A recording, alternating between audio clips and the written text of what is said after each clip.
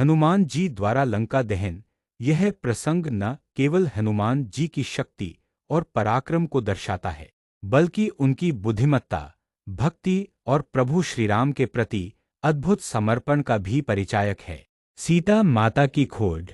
जब रावण माता सीता का हरण करके लंका ले गया, तब भगवान श्रीराम ने हनुमान जी को सीता माता की खोज के लिए भेजा। समुद्र पार कर हनुमान जी ने अनेक कठिनाइयों को पार किया और अंततः अशोक वाटिका में माता सीता को पाया। माता से भेंट करके उन्होंने श्रीराम का संदेश दिया और उनकी अंगूठी सौंपकर यह विश्वास दिलाया कि श्रीराम उन्हें अवश्य मुक्त करेंगे।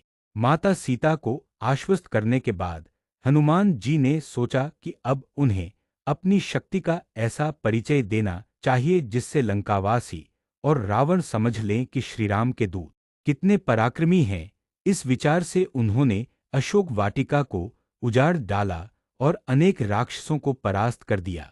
रावण की सभा में हनुमान।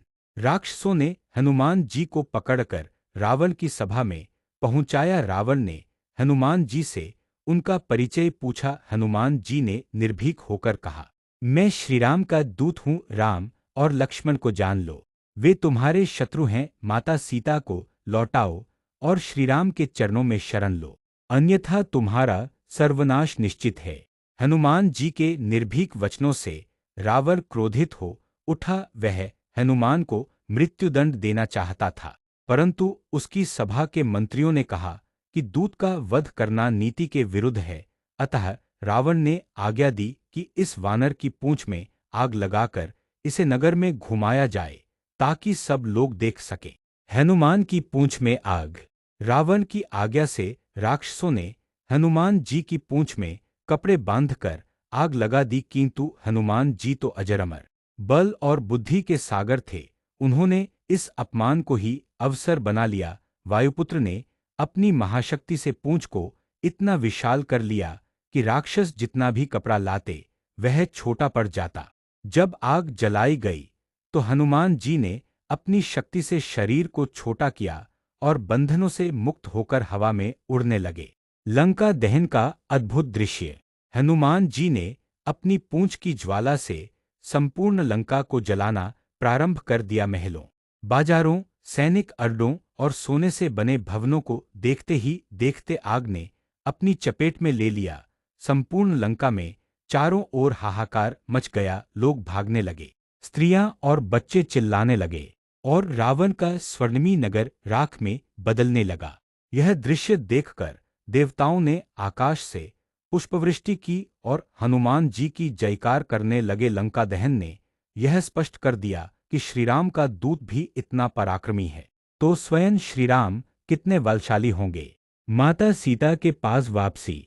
लंका दहन करने के बाद हनुमान जी को स्मरण हुआ कि कहीं इस अग्निकांड में माता सीता को कोई कष्ट न पहुंचे। वे तुरंत अशोक वाटिका पहुंचे और देखा कि माता सुरक्षित हैं। उन्होंने माता सीता को प्रणाम किया और कहा, माता, मैंने लंका का विध्वंस कर दिया है, अब आप निश्चिंत रहिए। प्रभु श्रीराम शीघ्र ही आपको मुक्त करेंगे।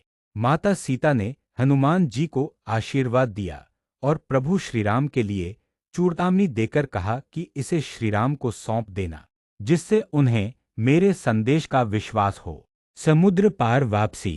हनुमान जी माता सीता को आश्वस्त कर आकाश मार्ग से समुद्र पार कर पुनः श्रीराम और सुग्रीव की सभा में लौटे। उन्होंने प्रभु श्रीराम को माता सीता का संदेश सुनाया और चूड़ामणि भेंट की। जब श्रीराम ने सुना कि उनकी प्रिय सीता सुरक्षित हैं और शीघ्र ही युद्ध करके वे रावण का अंत कर सकते हैं, तो उनका हृदय प्रसन्न हो गया।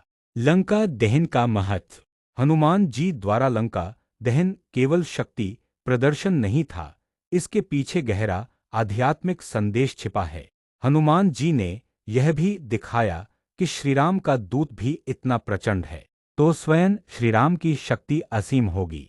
लंका दहन रावण के लिए चेतावनी थी। अगर वह समय रहते सीता को न लौटाए तो उसका संहार अवश्य होगा। निष्कर्ष। हनुमान जी का लंका दहन केवल युद्ध का एक प्रसंग नहीं, बल्कि धर्म और अधर्म की लड़ाई का प्रतीक है। यह प्रसंग हमें सिखाता है कि सच्चा भक्त अपने ईश्वर के लिए किसी भी हद तक जा सकता है। हनुमान जी ने अकेले ही पूरी लंका को राख कर दिया। यह सिद्ध करता है कि सच्ची भक्ति, साहस और पराक्रम से कोई भी कार्य असंभव नहीं। यदि आपको हनुमान जी द्वारा लंका दहन का यह वर्णन पसंद आया हो, तो कृपया इस वीडियो को लाइक करें, अपने मित्रों के साथ शेयर करें और हमारे चैनल को सब्सक्राइब करना न भूलें। आपका एक छोटा सा सहयोग हमें और भी रोचक एवं प्रेरणादायक कथाएं प्रस्तुत करने की प्रेरणा देता है।